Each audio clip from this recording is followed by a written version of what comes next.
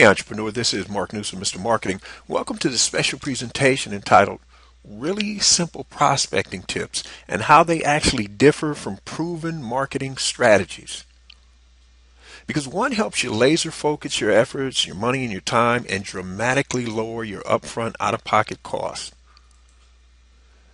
Entrepreneurs, some businesses require you to prospect in order to be successful, others require you to market, and some, believe it or not, actually require you to do both. This video is going to help you determine which one, if any, you should be doing. In other words, should you be prospecting or should you be marketing? Let's suppose you're going to advertise, ladies and gentlemen, and you decide, it could be the local radio, could be local TV, might be local newspaper, billboards, direct mail, choose your poison. Here's the point. You don't know at any given time where your prospect is in the buying cycle. Say, for example, you're selling golf clubs and you run an advertisement on a local radio station, a sports station. Who's to say at any given time the exact people who are listening at that radio broadcast or even the replay? How do you know, A, if they're actually in the market to buy golf clubs, and B, more importantly, the specific brand or brands that you offer? Especially, what if you're offering high end and these people are lower income, or vice versa? Even if they have the money, maybe they'd rather go on eBay, try to find this particular set of golf clubs, or Craigslist, or whatever. So you see the situation there with the just advertising. This is more like prospecting. In other words, it's not really targeted and it's not really tight enough for you to get a grip on where these people are, because you're just sort of spraying and praying. You're coming at any and everybody and you really don't know their situation. On the other hand, contrast prospecting versus marketing. Let's suppose you decide to run a paid advertisement because you're going to sell some golf clubs. Again, suppose you run an ad in Golf Digest. How do you know where these people are that are actually reading that? Let's even say the paid subscribers. How do you know where they are in the buying cycle? Maybe they're just in the information gathering phase. Meanwhile, you've laid out money, have you not?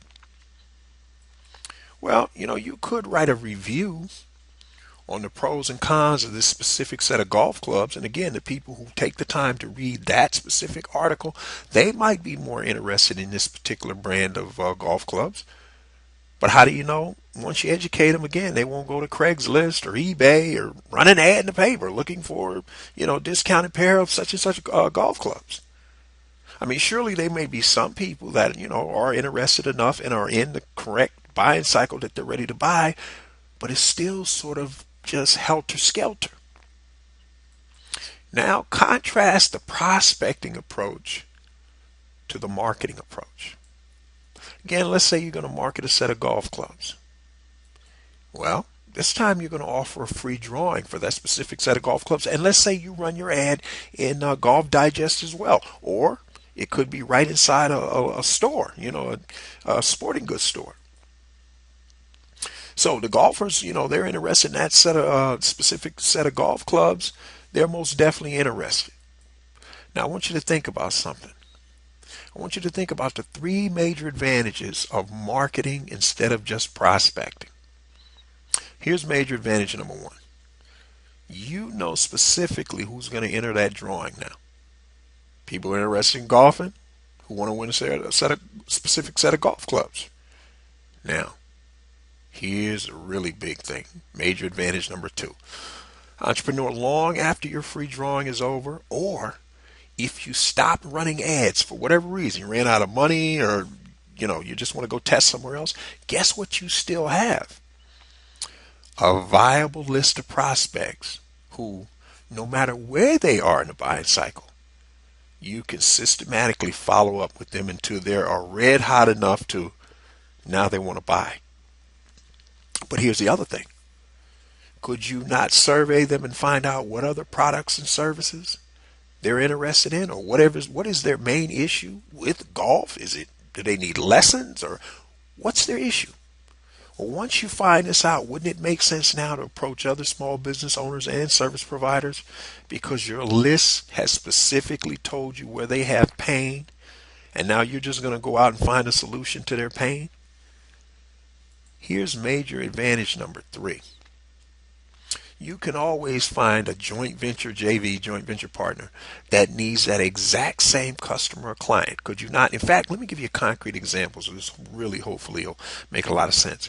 Ladies and gentlemen, there are a lot of men and women out there that are competent coaches, like say a golf coach. And whereas these men and women are very skilled at coaching the game of golf and teaching this especially to beginners, guess what they're not too good at? Marketing. Exactly.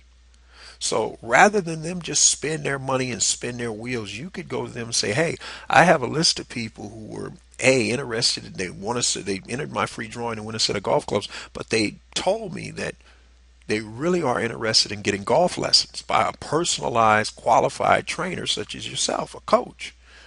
So why don't you offer them, meaning the coaching instructor, my list of a discount to maybe take a first lesson or a first 2 or 3 lessons. Now they could either sell them to you at one price and you resell them to your audience and still give your audience a discount. So let's play with some numbers so this kind of makes sense. Let's suppose they charge $75 an hour or X. It really doesn't matter. You get the instructor to sell the hour of coaching to you for $30. You resell it to your audience for $50, but tell your audience, hey, you're going to save 33% or $25 off your first lesson. That's one way you could go. The other way you could go is you could say to them, hey, I would like to lease out your time at a certain amount, where you could do like a group thing where you charge a group of your subscribers one price. You charge the instructor charges you, a lower price. And again, you play that spread. The bottom line is this, entrepreneur. Hopefully you can see how this approach, the marketing approach, makes far more sense. In fact, what if you went to, now you couldn't do this with Golf Digest, not in the beginning anyway, but you could go to somebody who has maybe a sporting goods store and make this same arrangement. You offer this free drawing.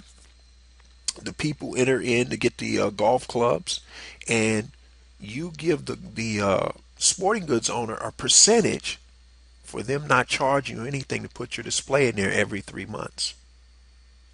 Or you could make a 3-way arrangement where the golf instructor gives anybody that works for the sporting goods store free lessons in exchange for them putting their